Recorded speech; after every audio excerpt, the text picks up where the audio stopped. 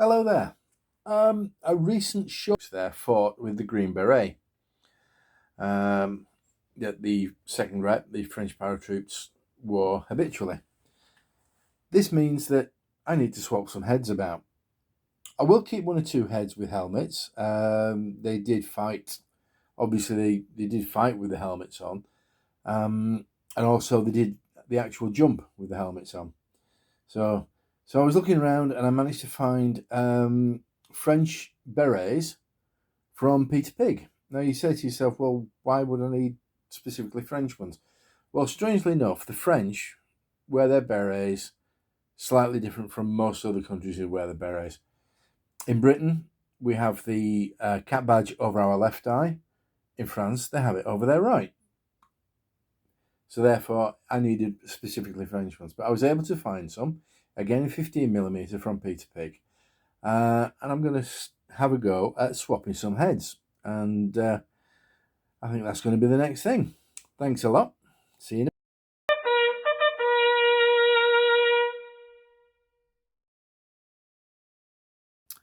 Right, so I've got some of the tools that I'm going to be needing.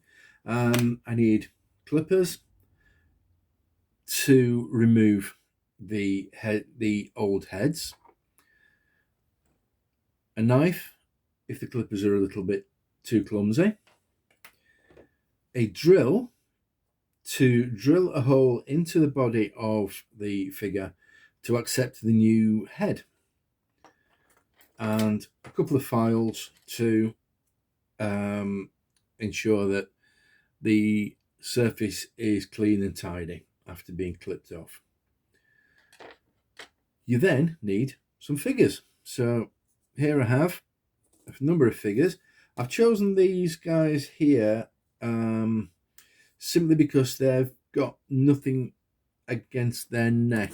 One or two of these others are shooting, so I will probably keep those from just to avoid causing any problems with damage to the shoulder or the weapon. So first of all, let's see if I can get one to lose his head.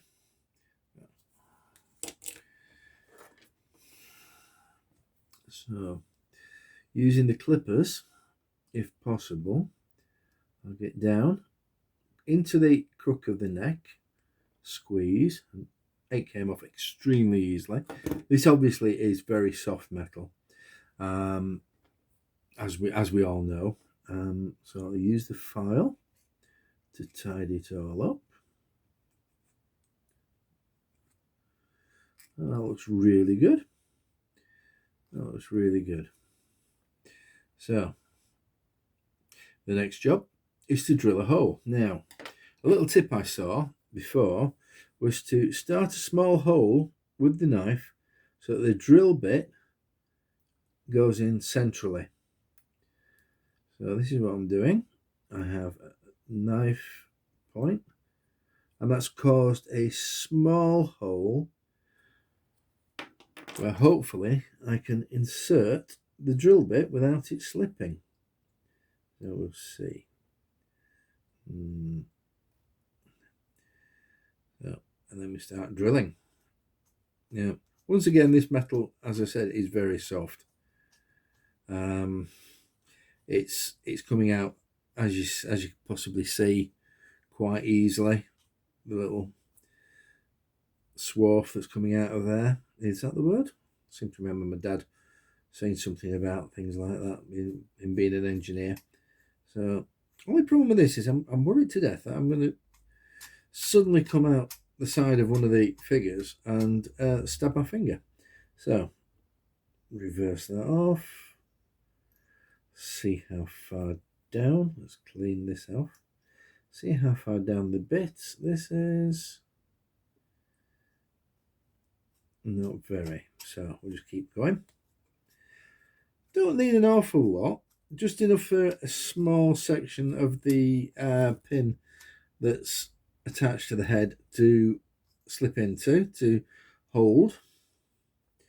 I think that will do. Very difficult to see at this scale, especially on camera. So what I'll do now, I shall get one of the heads. Now, the heads, let's have a look, see if I can show you these. It's very, very small, as you can see. But they do have the beret, which I've been after. So there we go. That's it. So I'm going to cut one of the heads off, the sprue, and then I'll cut it at the base of the sprue so I get all the pin available to me. Whoops. Take it off there. So I've got all the pin available to me, and then cut the pin down accordingly. So let's get this chap's head together. Getting back on track. So placing the pin in the hole. Where you go? There we go. And it's slightly tight is the head, is the pin, but I think we can do something with that. Just take a little bit more, wiggle that around a little bit. I think that should do. Let's try it again. Now, these beasts, if these little heads disappear off into the carpet monster can have them. So I'm not going to fight for them. Right, so as you see, it looks a little bit like a giraffe. No, it doesn't look like a giraffe at all. But anyway, so I've got the head there. I'm going to cut the pin down a lot more, and then armed with my trusty super glue over here, and a piece of plastic such as that. Some super glue in there. Thank you. That's more than I needed, but hey. And can we find a cocktail stick? Bet we can't now. Right, here they are. A cocktail stick. So I've got the head, of which I'm going to cut down most of the pin. There we go. I have the figure, and I have the super glue, which is going to go in there, into the hole. It looks reasonable. And then align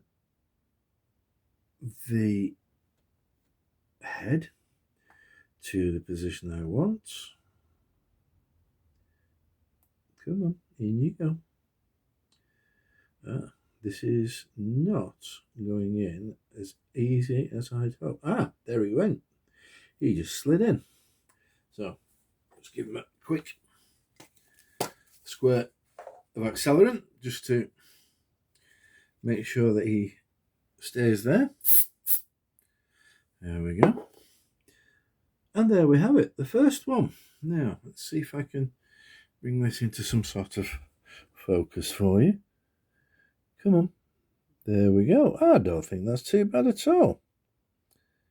In fact, I'm very happy with that. Yep, maybe a little better at the neck. I think we shall do something about that on the next one. But as a first one, I'm quite happy with that. So, what I'm going to do, I'm going to do these other 4 figures, and I'll come back when I've done those.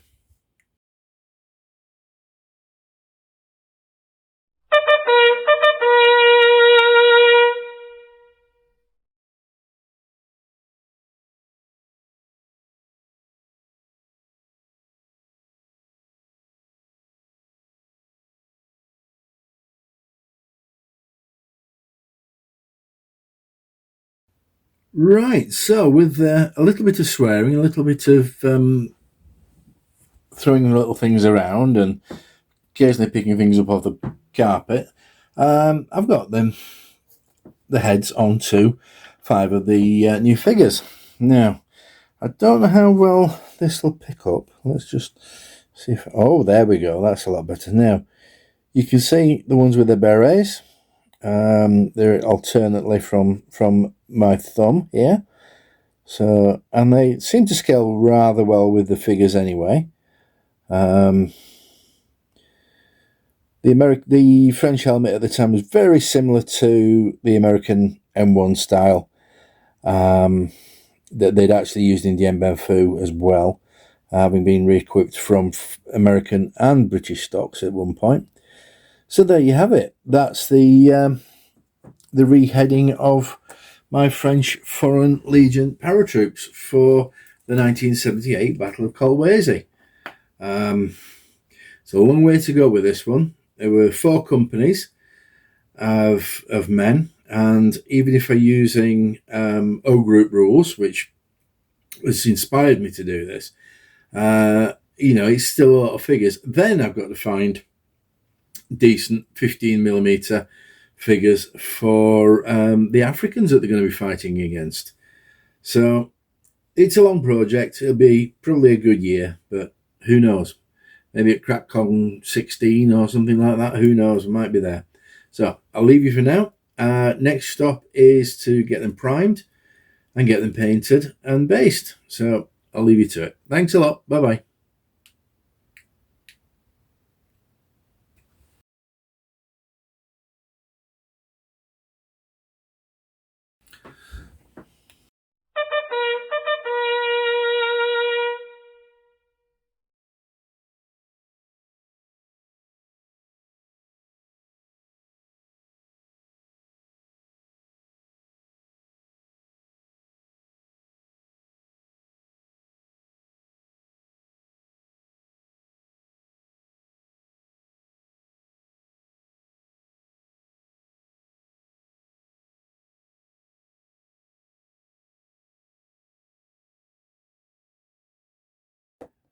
This will also do boots and things like that.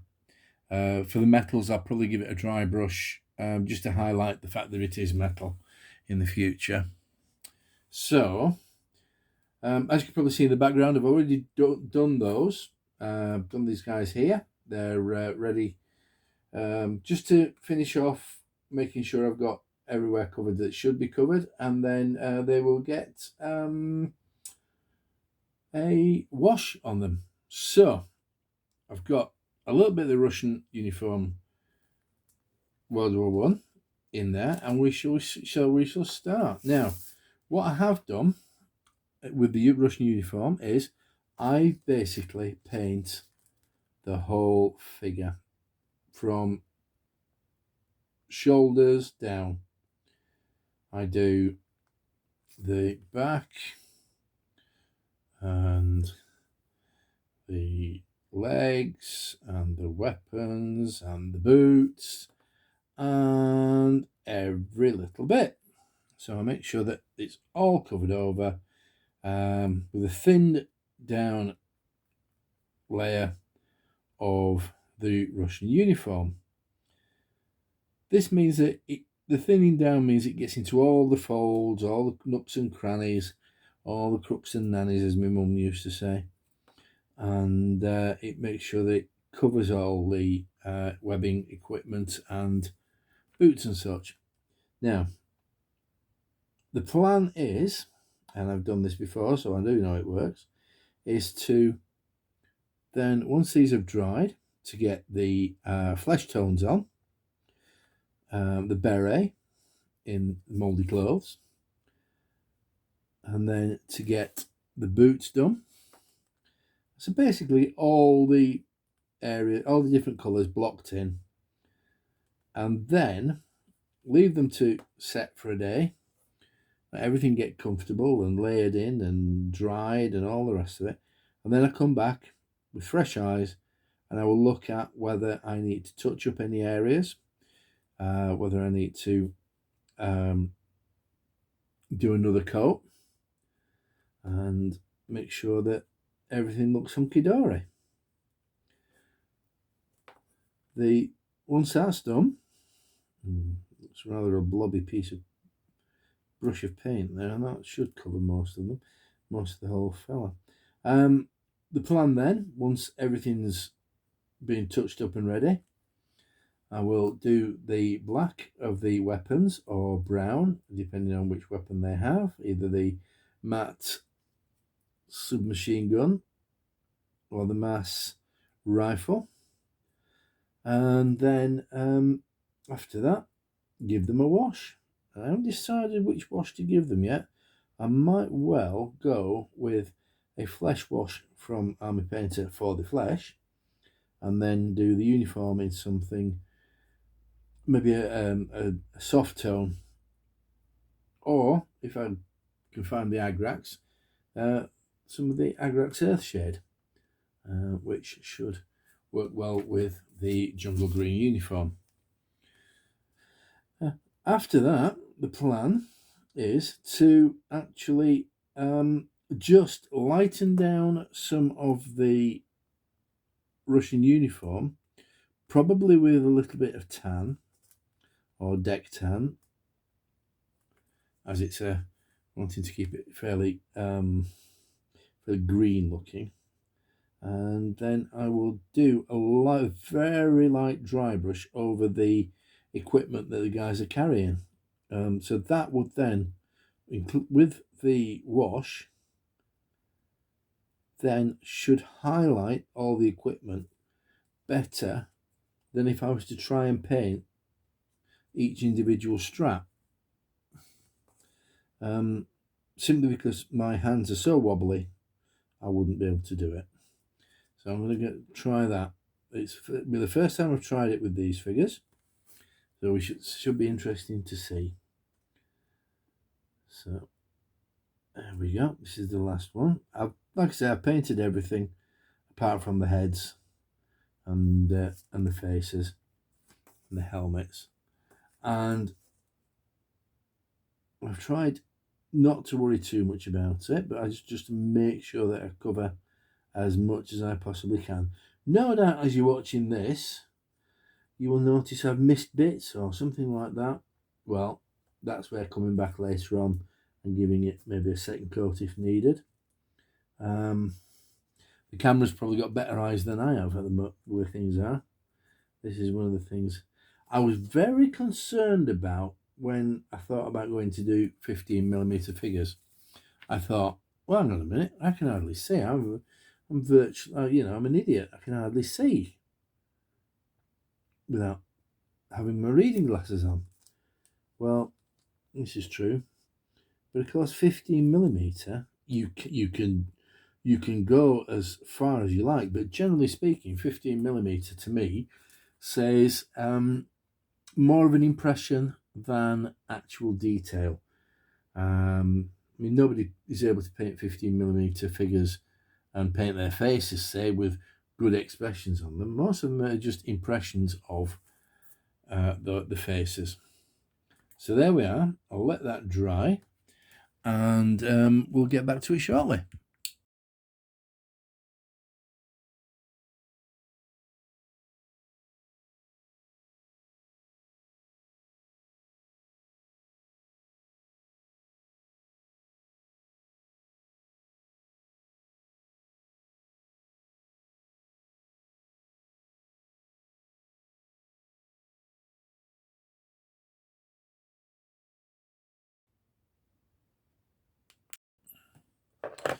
Right, so the next bit, these have dried quite considerably now.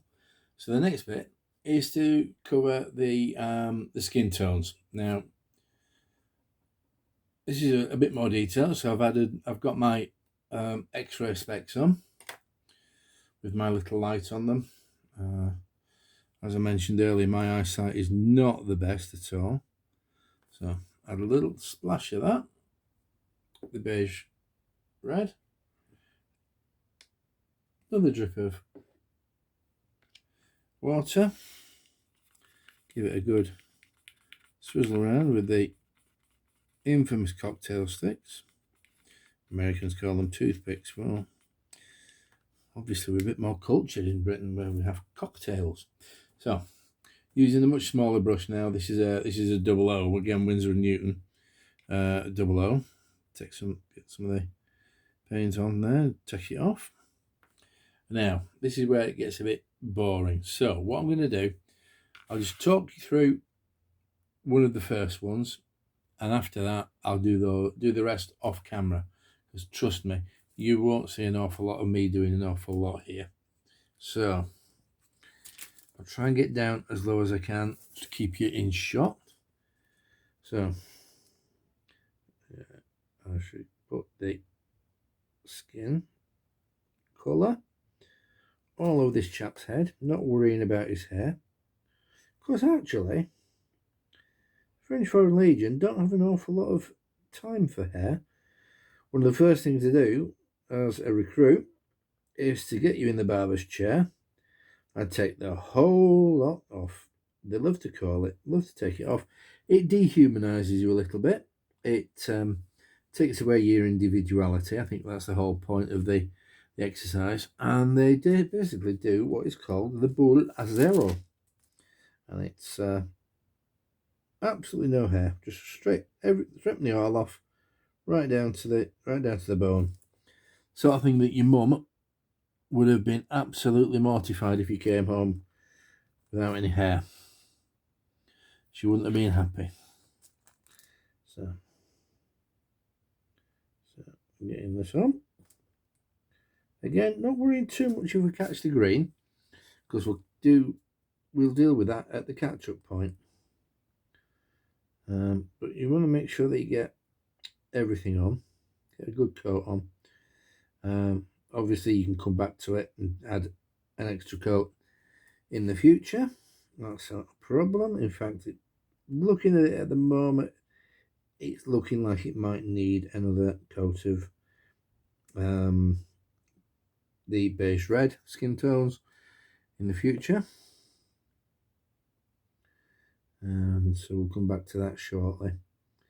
And once again, get on his face, cover his mouth and his forehead. Again, don't worry about the beret. We'll cover that with a much darker colour. And again, round the neck, not worrying about the hair. We'll come back to that. I'm sort of tempted at the moment to put some nice French Foreign Legion marching songs on in the background, but I'll probably get a copyright strike, and the last thing you want to do is upset the French Foreign Legion.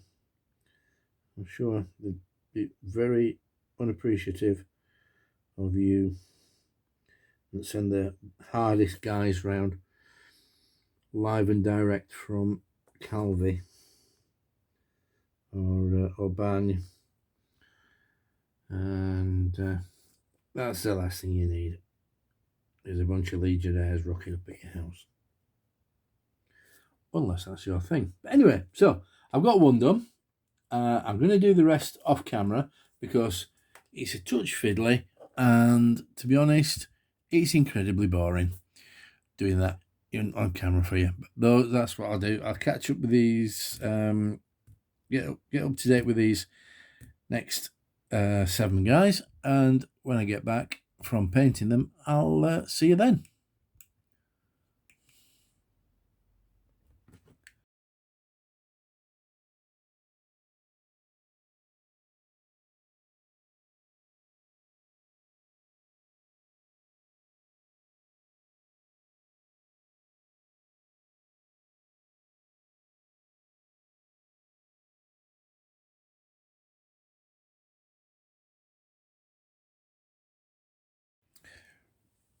Right, so no time whatsoever has passed for you, but I've come back a couple of days later, been working, and had a day yesterday with my wife and just spent the day doing nothing much at all, just spent enough time together, which is an unusual thing because of our work situation.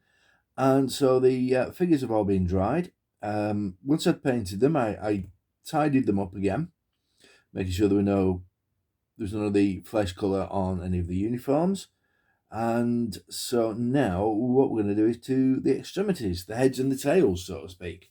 That's the boots and the berets.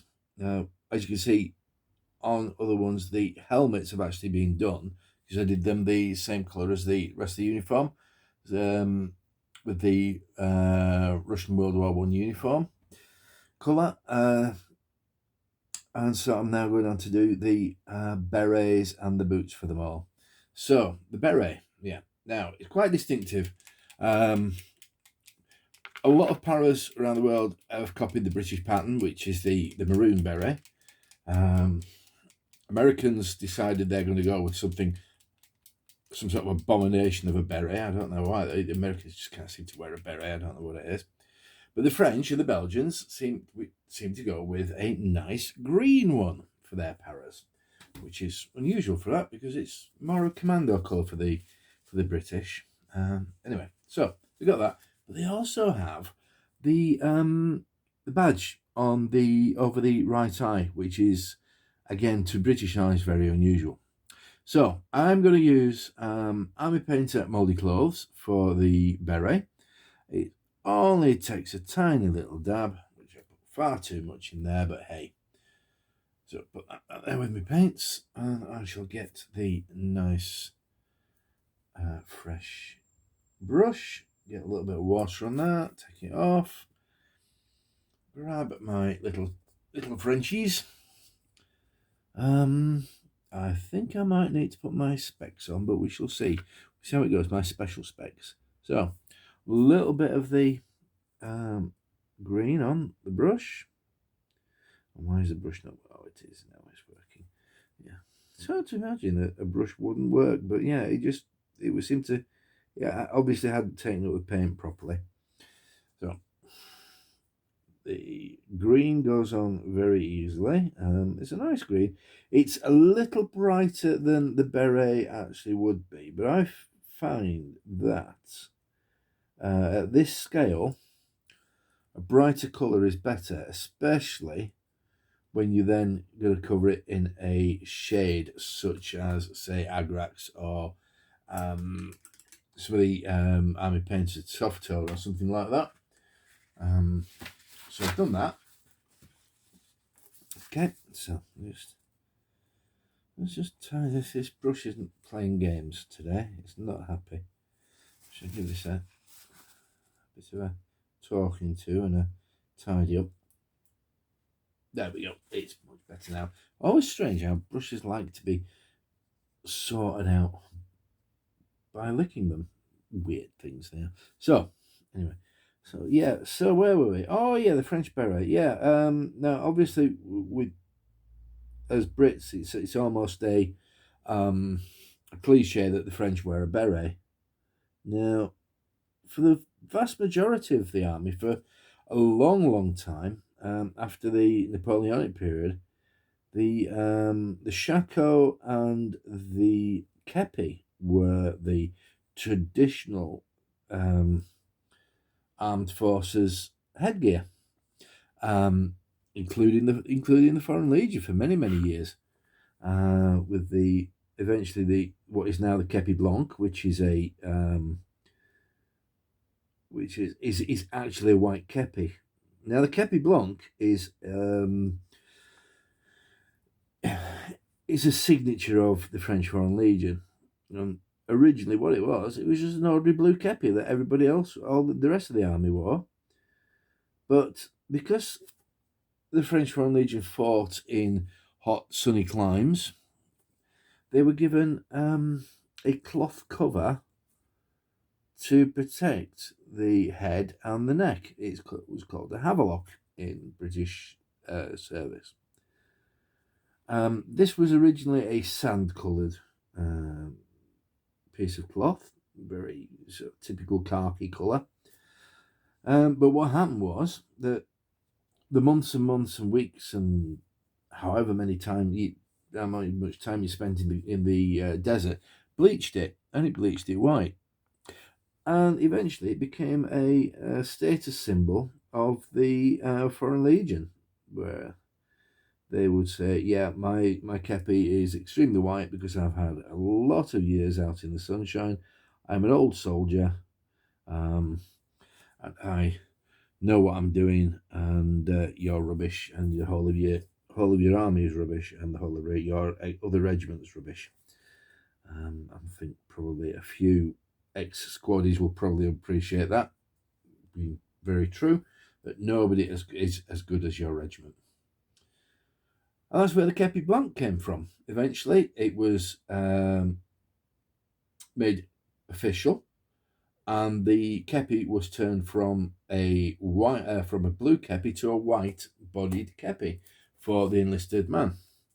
NCOs still retained the blue kepi as a signifier of rank, and eventually the kepi blanc became a rite of passage within the Foreign Legion, in the same way that, say, the Maroon Beret of the British Paras, it's only issued when you're qualified and when you're good enough. You don't get that. You don't get the Green Beret of the Royal Marine Commandos until you're qualified and you're good enough.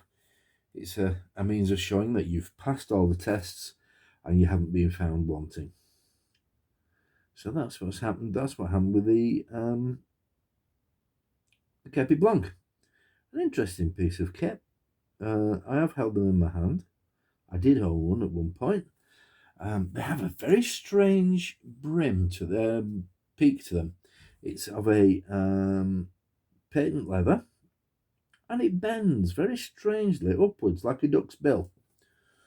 Now, I wondered why this was because every beret I'd ever seen, every kepi I'd ever seen beforehand was brand new, and it had got a lovely straight bill. And it turns out that on payday, the soldier appears before the officer, takes off his kepi, and then scoops his pay into the kepi, which means that over a number of years, the kepi peak bends, and it bends upwards. Amazing. Just another one of those things that shows an old soldier. So if you've got an old soldier who's got a very upward tilting peak on his kepi blanc, it says he's been there a long time, and it also says he's possibly not being the bestest of soldiers to still be wearing a white kepi at his age. It's a little worrying. So anyway, there they are. I mean, I don't know how well you can see these. I will lean round and bring them up. I'm not sure if you can really see them. No. Let's see if I can just change that a bit. Oh, there we go. So we've got those on there. As I said, they are quite bright, but they will darken down with the shade. And if I wished, I could always highlight them. But at the moment, looking at the ones that I've already done, let's see if I can find some for you. Yeah, I've not got many with the kepi, with the berets. There we go. So you can see that it's darkened it nicely. I put a little dot of silver on there to represent the paratroop badge. Again, something of which they are extremely proud. Yeah, there's an awful lot of traditions within the French Foreign Legion. I think it's to do with the fact that you have so many different people joining the regiment from all over the world. I think it helps build esprit de corps. For those who don't have a common background, your common background then becomes the Legion and its stories and its tales of daring do, of Captain d'Anjou in Mexico with the fighting at Cameron. So anyway, now then, boots. Painting these boots black. Originally, when the French army came out of the Second World War, they were equipped from US stores, and they had the American double buckle boots, which had been replaced by high leg boots and the shorter ankle boots. And And so obviously they had an awful lot of these double buckle boots, very nice boots. So the French took them and they ran with them. They liked the double buckle boots, but as the uniform progressed and they changed from the browns to greens, they changed the boots from brown to black and started manufacturing themselves, and they became known as the Ranger boots. And the French army wore the Ranger boots for a number of years. I was never able to get hold of a pair of those. In fact, it was easier to get hold of a pair of American double buckle boots than it was to get hold of the Ranger boots. The chaps either they weren't as good and they didn't last, or the chaps liked to keep hold of them. It's been a few years since I actually collected anything to do with the French Foreign Legion, but it's been there in the back of my mind, always waiting for some sort of project to come up. And a long time ago in my hometown, we used to have a very busy, thriving market, and there was a chap on the market that used to sell military surplus, and occasionally get stuff that had been brought into him by lads. And one day he got a full French Foreign Legion uniform. It had the kepi, and it had the shirt, which was still ironed in the unusual French way. So it had the shirt and the trousers, and it had a tunic to go with it. Let's have a look on the brush. So I bought the whole thing. It had the epaulettes, which were the red and green epaulettes, and it had the sash that's worn around the middle, the blue sash that is worn around the waist of the soldier. And so I managed to take that, and I continued collecting for a number of years. Some of my prized possessions were actually documents, things like de Livre d'Or de la Légion étrangère, which was the golden book of the French Foreign Legion, of the Foreign Legion, shall I say. And it was it's basically the history of the French Foreign Legion. Very much a propaganda piece, but still worth looking at and owning. I had 2 or 3 books of the Legion songs, because they had they produced books with the lyrics in them. I don't even know if they do that now. I've never seen any for a number of years. I think the training method for that has changed slightly, in that they do that as a choir now. But I used to love those, and I'd hunt down music of the Foreign Legion, often on grubby old cassettes or on French produced vinyl, which was quite difficult to get your hands on. But it was good fun at the time. Yeah. So like I say, the only thing I think I didn't actually get hold of was a decent dress tunic, a 4-pocket tunic. I had a French battle dress blouse, which was cut in a similar manner to the British battle dress of World War II, but had these horrible plain golden buttons on. It wasn't pleasant at all. It was a nasty piece of cloth, but it was essentially a means of something to go to war in. But I had one of those and trousers to match, so I was able to make up a uniform with the cummerbund, the epaulettes. I had a couple of badges. I had the 1st Régiment étranger badge, which is a rather nice one. It's got a Tonkinese dragon on there.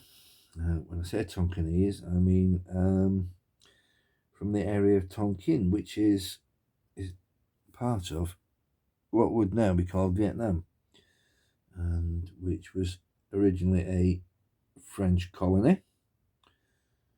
And the first regiment took that badge after it had been stationed out there for a number of years, obviously returning when France lost the colony after the Battle of Dien Bien Phu in the 50s. And I had that, and I had a rather elegant marksman's badge,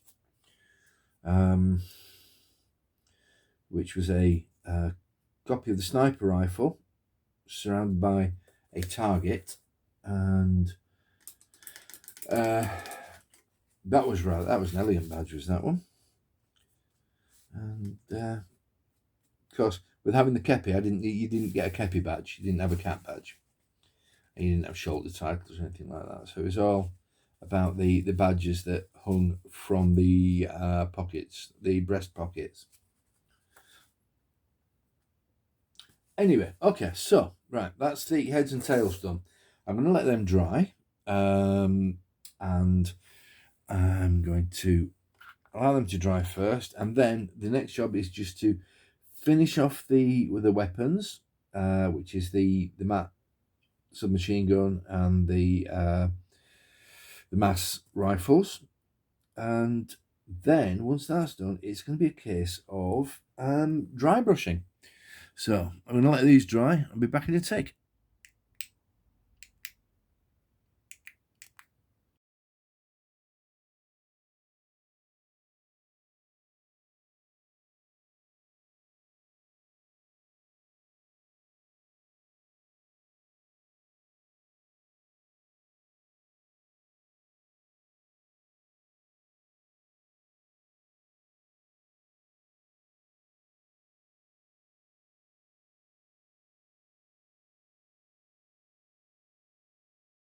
Of the said plane with this unusual parachute on the back of them, and thankfully they all landed safely.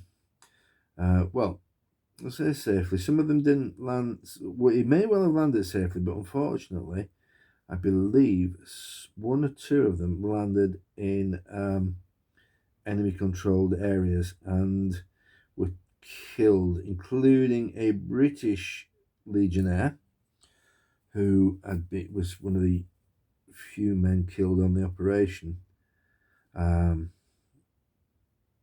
actual numbers died, I believe, was about 6 or 7 that were actually killed rather, which I think is thankfully a very low number, especially when you consider the obvious dangers of a parachute jump into enemy held land.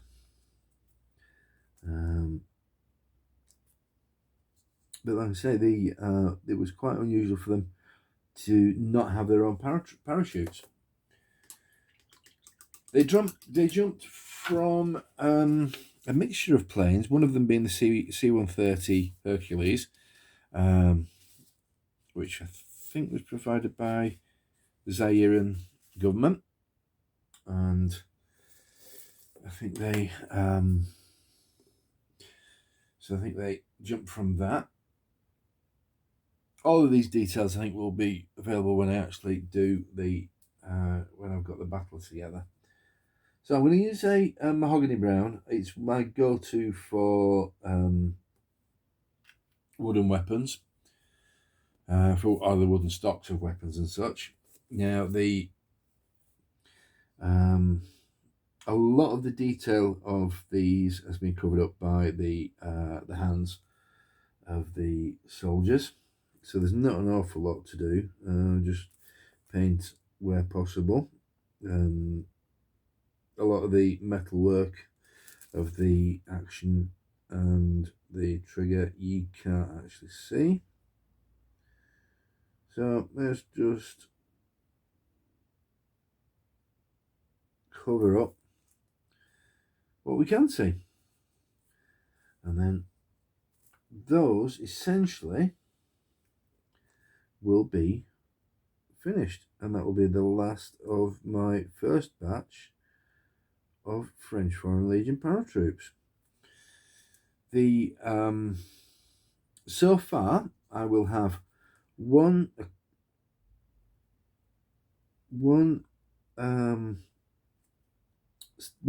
company of paratroops, and I will have a mortar platoon. Now, for the actual battle, there were 4 companies of paratroops delivered into Kolwezi over 2 days. 3 companies in the first day, and then a 4th company and support troops on the second day. There was an HQ section. There was a recce section. Now, I don't know what vehicles they had. Probably Hotchkiss Jeeps, which are the licensed French copy of the well-renowned Willis Jeep of the Second World War. And I know they certainly had the what would be the equivalent of the deuce and a half transport truck. So the recce squad probably used Jeep or Jeeps to get around. So I've got 3 companies of paratroops to make. I have an HQ company, which will probably only consist of probably about 5 or 6 figures, just to represent the HQ, the battalion HQ. I have a mortar company which will represent, well, a mortar platoon which will represent the mortar facilities of the battalion. Unlike the British paras, they did British troops in the Second World War. They didn't have something like the 2-inch mortar to as support within the section, but I'm sure they'll cope. I've still yet to find out what anti-tank equipment the paras took with them, whether it was anti-tank rifle, or which would be unusual, or some sort of shoulder-launched weapon. I still haven't found that out yet. I will find out at some point and build those probably within the company, rather than having them as a separate section. But we shall see. We shall see. Still have to figure out which rules to go with. At the moment, I'm looking at upgrading O Group to use those. And but unless something else comes along, we shall see what happens. So, right, once again, time to let them dry.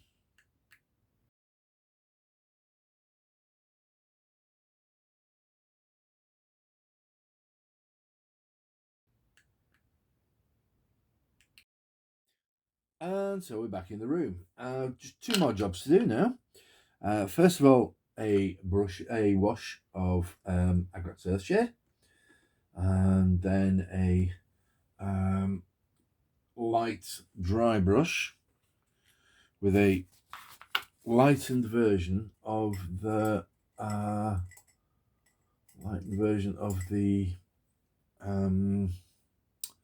uniform colour, the Russian uniform. So get the brush, get a nice big dollop of that on, get it on to the whole of the figure. There you see, once this is, sorry, my apologies, I've just totally ignored you and done it off camera. So nice big dollop, share between them. I'm not a massive fan of very heavily washed figures. I do like my figures to, I won't say toy soldiery bright, but I do like my figures to be reasonably bright. It's just me. It's just my preference. It's nothing. No, no disrespect to anybody else who likes theirs to look like they've been through mud, blood, and glory. That's fine. But I am playing toy soldiers, and all said and done, and I like to see what I've done with them. So, anyway, so we're doing this. We're putting the Agrax shade on. This is old one, I think. Old Agrax. Not the new, possibly improved, possibly completely changed version from Games Workshop, but we shall see. So we'll get his face and his beret. It does make a difference, though. I look at the front of this figure here, and I see he looks so flat, and then just even with the wet wash on the back of him, he just comes to life. So, like I said, this is the second to last painting process that I've got for these figures. There will be a light dry brush afterwards, especially on the backs, on the pack and on the equipment, just to raise that up a little bit.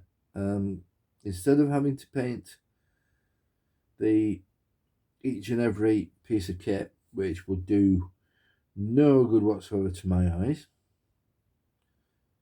I have decided just to paint a light dry brush over the pack and the equipment, just to raise it up a little bit from the surface.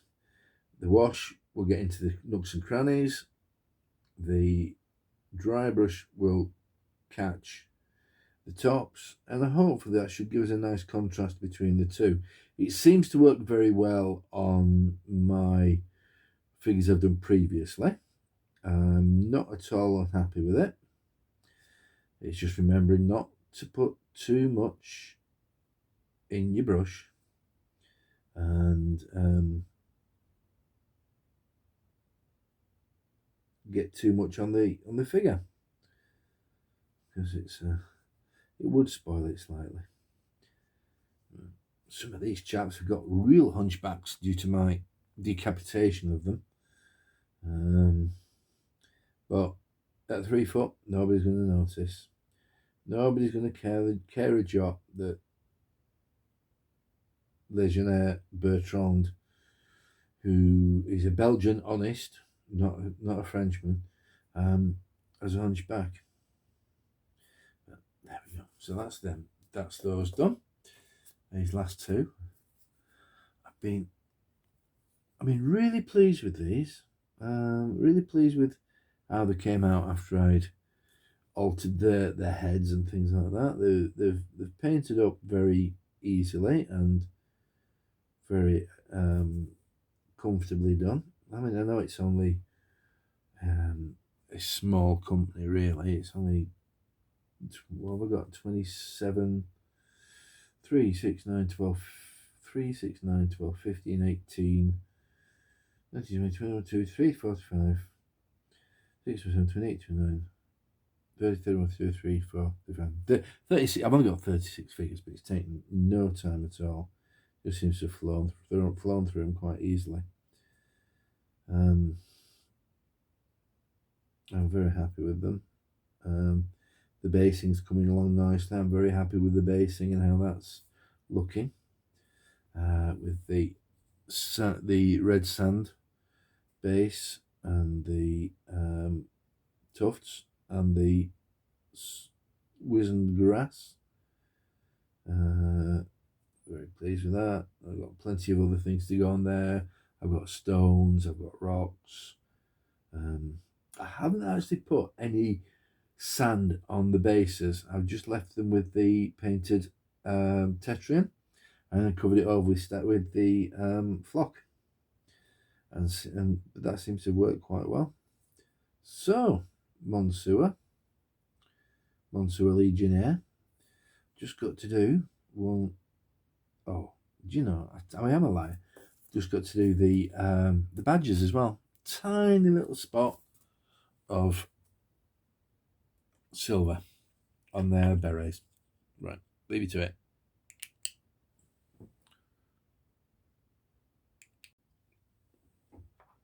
Okay, so those have dried sufficiently to be able to give them a dry brush.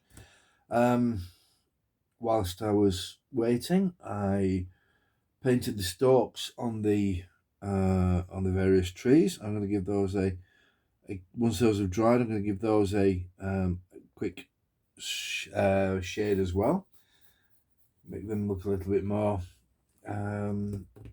less plasticky, a little bit more natural. And then when that's all done and it arrives, I'm going to give them a spray varnish. I'm going to follow some advice by one of the other YouTubers, Alex from Storm of Steel Wargaming, who uses the Winsor & Newton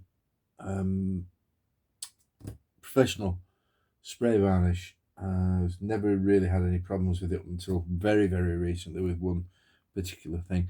I normally use, for my figures, I normally use the matte varnish again from Winsor & Newton. I found that is really good. It doesn't shine. It is a true matte. It goes on very easily, literally. Just one coat's fine with them, and I've never had any issues with it.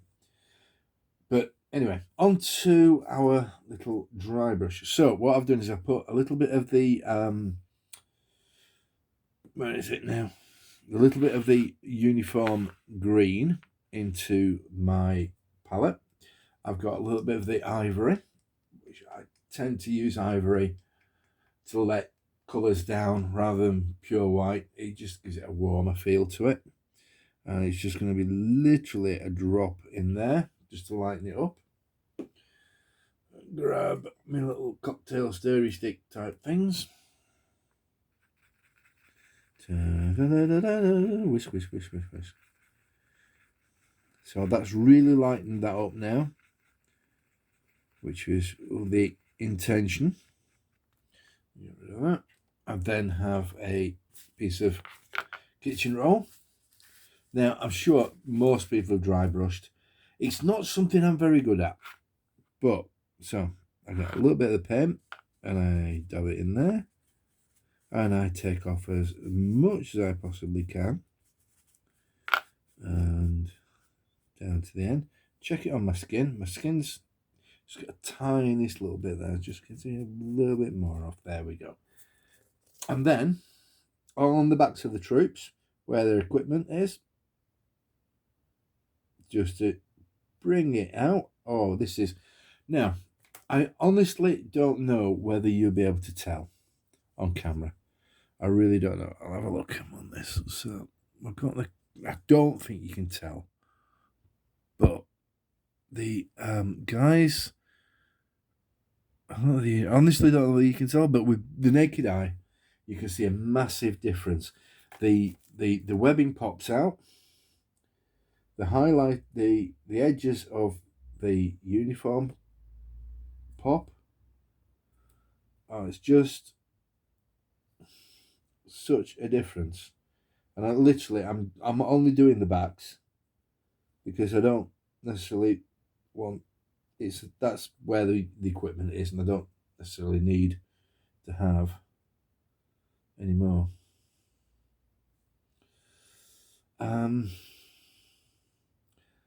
Yeah, that should do those. That's looking good. That's looking good. Phew. So, quick turn around. So once again, It lightens the backs and the tops of the shoulders where the sun. Not particularly looking for a highlight as such. I just want to differentiate. There's a little bit more in there. I just want to try and differentiate between the two, between the equipment and the uniform. This uniform is the Tenue de Combat 1947. I can't say that in French, I'm sorry. Tenue de Combat 1947, and it's replaced all the. It was one of the first ones to be brought out after the Second World War, when the French were making their own uniforms after using British and American supplied uniforms. They also produced a camouflage pattern that was used very much in the Orient, in Tonkin, in Vietnam, and in North Africa. By the time of the Battle of Kolwezi, there was only one company using the leopard skin uniform. It had been discouraged by the High Command because it had connotations to the first regiment, foreign regiment of paratroops, who had revolted in Algeria following the declaration that Algeria would be gaining independence. They were disbanded in shame, and the lizard uniform had a connotation to those and was discouraged. Fantastic piece of film if you ever want to watch, if you get any interest in colonial warfare. It's the Battle of Algiers. French film, absolutely stunning, beautifully filmed, really good film, subtitled, etc., etc. Worth watching. I also recently purchased on eBay a copy of a film made about the Battle of Kolwezi called La Légion sautée sur Kolwezi. As per usual, it hasn't turned up. Some chap in France had not bothered to send it to me, taking the money but not bothered to send it. So I've reordered it from Amazon. So that's due next week. I'm looking forward to watching that. Again, it'll have to be subtitled because my French just isn't up to it, unfortunately. I wish it was. I wish I was able to do that. So it would be interesting to see with that. It should give me a few hints and tips on uniforms and things like that, because it was filmed not long after the actual battle.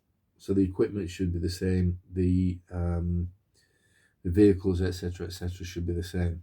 I'm hoping so, anyway. So the next job, right? Okay, tiny little bit of. Oops, sorry about this. Reaching over. Tiny little bit of silver for the badge on the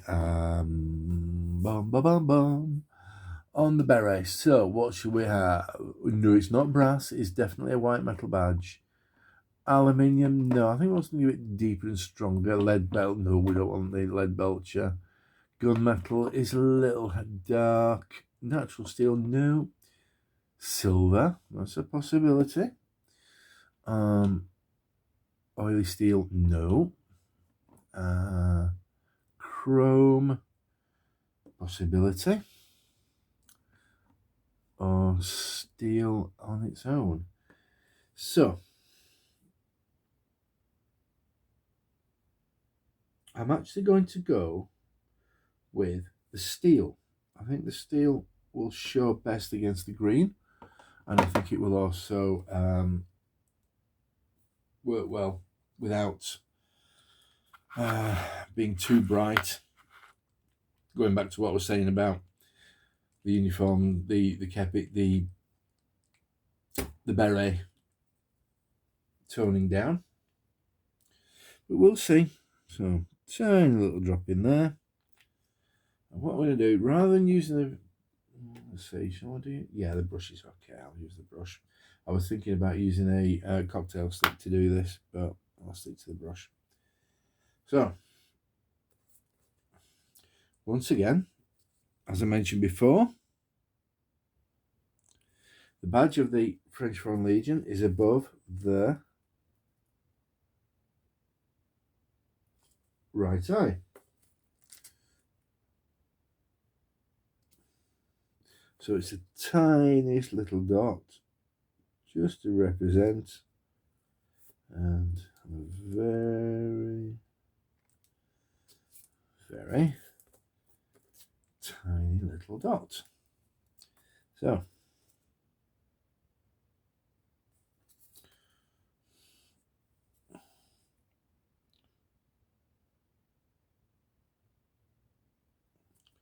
ce légionnaire, vous êtes complet. Oh, my French is terrible. I used to be able to speak French quite well at school. I did French as an O level. Did quite well, apart from my terrible Yorkshire accent. Yeah, I did quite well, and unfortunately, because you don't use it, unless you use it, you lose it.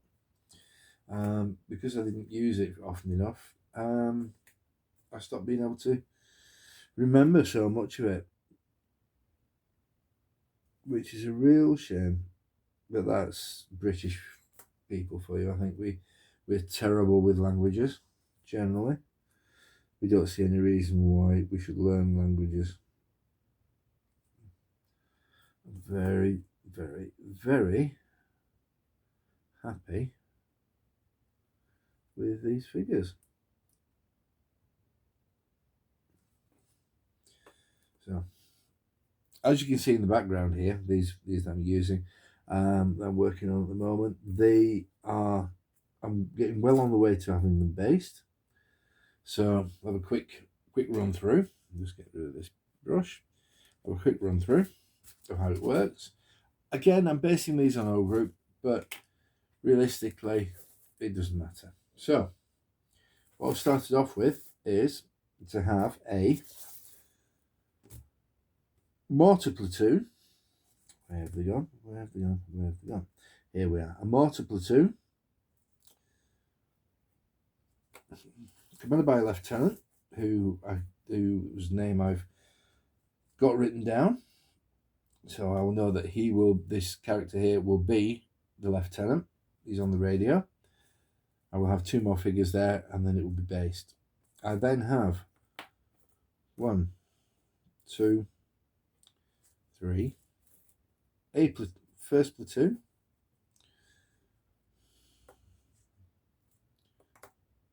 second platoon, and then third platoon of, this will be A company, second rep, commanded by a single figure there, possibly with an escort, probably with an escort from the others. And that's the basic structure of a company, is the 3 platoons of 3 sections. You would expect 12 men in a section, so each figure represents essentially 4 men. Not that matters in O group, and the rules on O group. It doesn't really matter. It could be, you could in some of the smaller scales, in 6 mil, say, you could put 1-to-1, so you'd have 12 men on a base. So long as your opponents are using the same basing system, that's fine. So the plan is to go, once I've done this, is to do another 3 companies like this with a company commander. So I have 3 companies, so 1 through to 4. I have the mortar platoon, a reconnaissance platoon, and an HQ at the back. So I've got a long way to go, and then I start on the Africans. So there we go.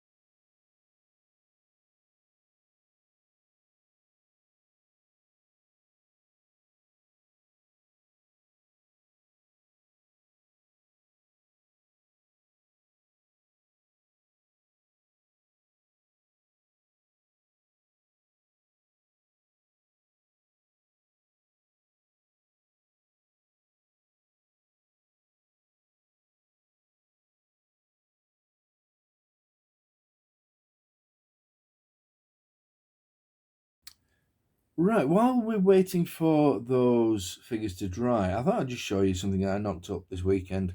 I was at our local B&M store, which is a bargain homeware store, for those of you that don't know. And in the store, they have these various little plants and artificial plants, artificial succulents in little decorative pots.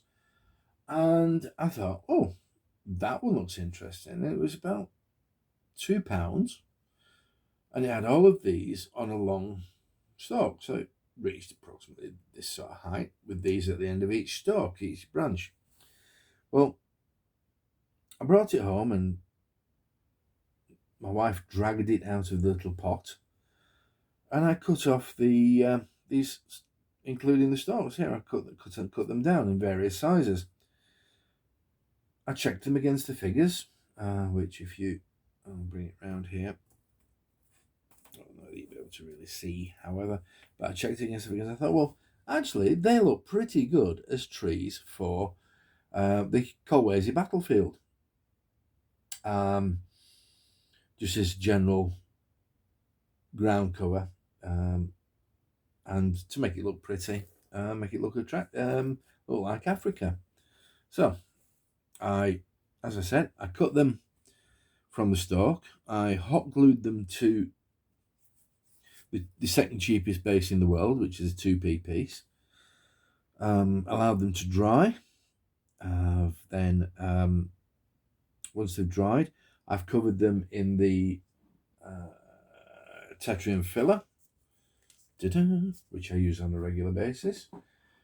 Again, allowed it to dry, and then painted it with a light brown sand colour, which is the one you see here. And it's allowed it to dry. A little bit of PVA just spread around the base, not all over it, because I wanted little bits of the brown to show through, to show the sort of red, dusty atmosphere of the Kolwezi environment. I've put some tufts and a little bit of ground cover on that one. Just a little bit of ground cover on that. I've used a few rocks, covered them over. And once again, a few rocks and a little bit of a tuft there. And then I needed a line of sight blocking piece as well. So I took a large base, I put 3 on there, and added a lot of bushes and stones and tufts and things like that. Now this will eventually make it difficult for people to pass through, and it will block line of sight, which is something that is going to be quite useful, along with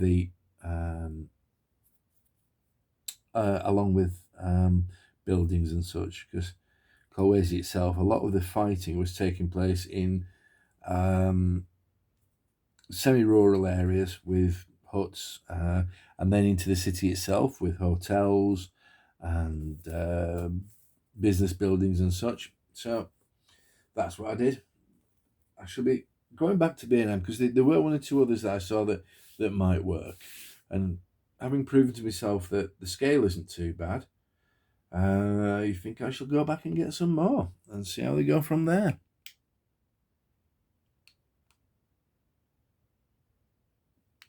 Right then, I've taken the camera off the stand at the moment, so you'll have shaky cam.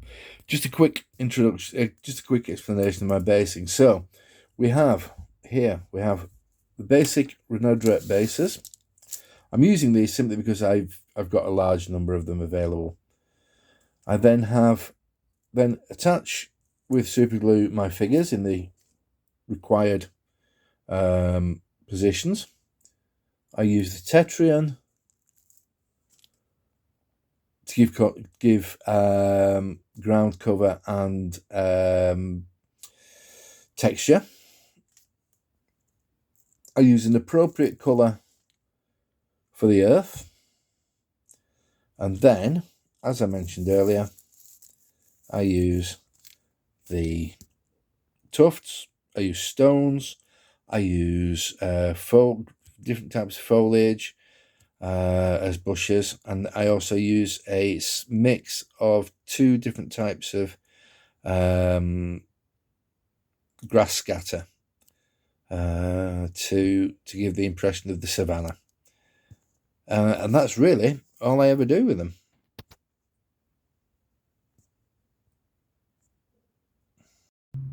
So, hello. Right, it's been a bit of a long video as this one.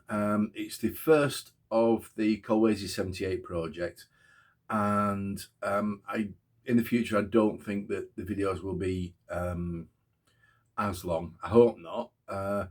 I've recently bought a little bit more extra equipment so that I can film a lot closer to the action, so to speak. I did notice as I was filming it that you couldn't really see an awful lot with the 15mm figures and my big hands and the distance the camera was away. I don't think I'll be able to redo it. I shall post the video onto YouTube. In the future, I will do some more painting videos. I will film them with the better equipment and the better sound, hopefully soon as well, and see how it goes from there. So I'll leave the video now. I'll leave you with a few pictures of the work in progress with a little bit of authentic music. Probably get a copyright strike for this, but what the heck, I'm not monetized. I don't worry too much about that. I ain't monetizing my stuff. It's not that good. But if you stuck by me for the past hour or so, thank you. If you haven't, I don't blame you. And but I promise I won't be doing another hour-long video in the future. Hopefully it'll be a lot better made as well, but with a bit more to see. So I'll leave you to it, and I'll leave you to a bit of music, and I'll leave you to some pictures. Tiens, voilà du boudin, voilà du boudin, voilà du boudin. Pour les Alsaciens, les Suisses et les Lorrains. Pour les Belges, y'en a plus, pour les Belges, y'en a plus. Ce sont des tireurs au cul. Pour les Belges, y'en a plus, pour les Belges, y'en a plus. Ce sont des tireurs au cul. Autant qu'un la Légion immortelle a tué quand illustra notre drapeau. Héros de Cameroun et frères modèles, dormez en paix.